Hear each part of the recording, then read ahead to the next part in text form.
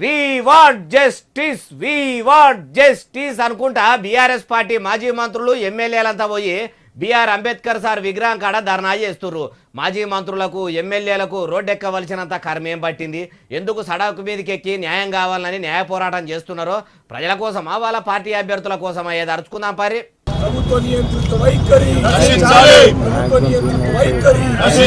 చూసిండ్రా గులాబీ దండు మొత్తం ఇట్లా అంబేద్కర్ సార్ బొమ్మ కాడ కూర్చున్నది.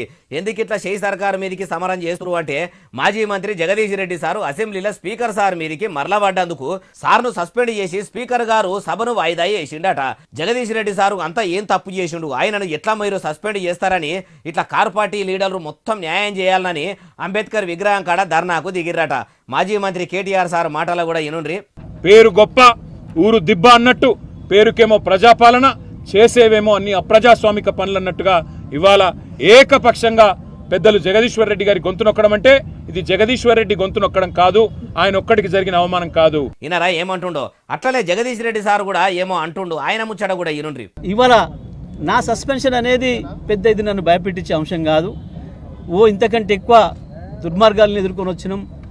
చంద్రబాబులు రాజశేఖర రెడ్డిల నియంతృత్వాలను ఎదుర్కొని వచ్చినాం. అయ్యా జగదీష్ రెడ్డి గారు, మీకు సస్పెండ్ అంటే భయమే లేదా? ఎందుకు సారు గులాబీ గుంపు నేసుకొని అంబేద్కర్ సార్ విగ్రహం కాడ అంత అడావిడి చేస్తున్నారు? అయినా మీ కేసీఆర్ సారు కారు పార్టీ లీడర్లకు క్రమశిక్షణ నేర్పిండు. మేము పత్తిత్తు మాటలే మాట్లాడతాము, పనికి మాలిన మాటలు మాట్లాడమని అనే మీరు అసెంబ్లీలో అట్టెట్లా మాట్లాడితిరి? అట్లా మాట్లాడు తప్పు కదా అని కాంగ్రెస్ పార్టీ వాళ్ళు అనబట్టిరి. మీరు ఇట్లా పనికిరాని పంచాదులు ముంగటేసుకొని అసెంబ్లీలో ప్రజల కోసం జరగవలసిన చర్చను తప్పుదో పట్టిస్తున్నట్టే ఉన్నది అంటుర్రు ఈ ముచ్చటిన్నోళ్ళు.